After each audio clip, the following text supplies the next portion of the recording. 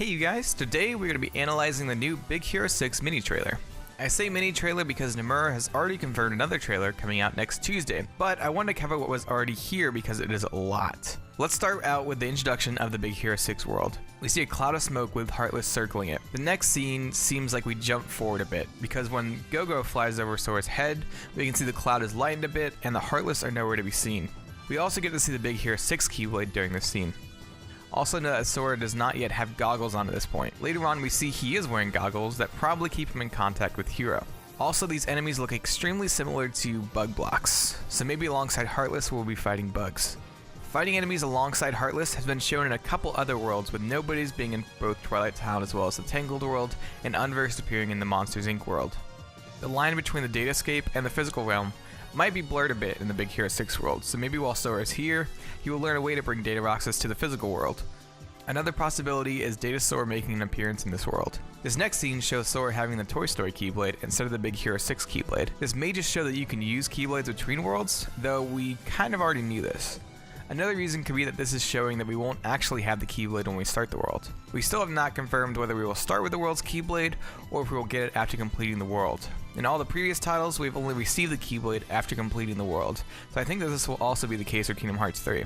I believe they're just showing off the Keyblade for that world in the trailer so people can see what they look like, as well as to show off the transformations and forms associated with that Keyblade.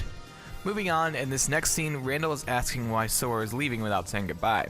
This makes me think this is a cutscene at the end of the world. Another scene shows young Xehanort saying Sora can't leave yet because he hasn't finished observing him yet. This again makes me think that these cutscenes are at the end of the world.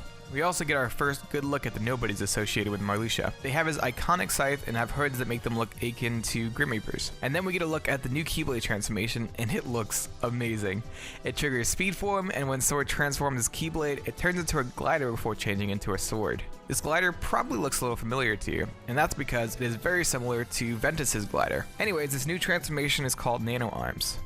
This transformation copies previous Keyblade transformation attacks. This trailer shows off Twin Yo-Yos, Hyper Hammer, and Agile Claws. It'd be cool if attacks are randomized between the different transformations you have so far. This is similar to the idea I had about a Keyblade that would trigger a random form each time. I think this could really keep the gameplay from getting stale, and it seems like a fun Keyblade to mess around with. The combo finisher seems to be unique, as Sora changes the Keyblade into a giant fist that knocks the enemies back.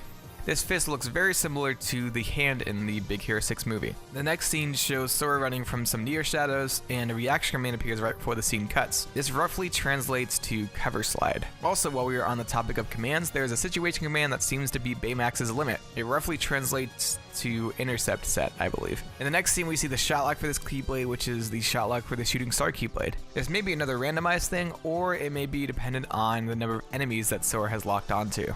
We then move on to the Gummy Ship. We finally get to see how the free-flying mechanic will look, and it looks so cool. We also get to see what the HUD looks like. It's much different than previous iterations.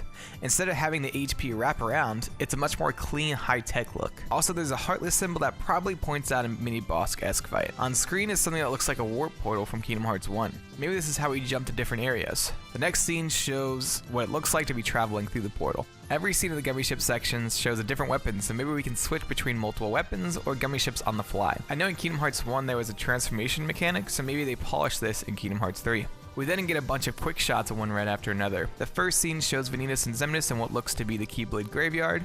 We then see chess pieces that are pretty easy to identify. The one I'm interested in though is the one in the top left corner. You can see a tiny bit of the symbol, but I have no idea what it could be. What do you think it is? Let me know in the comments below. I'm thinking it might be Xigbar, because we don't have Xigbar on the chessboard surrounding Sora, so maybe, I don't know.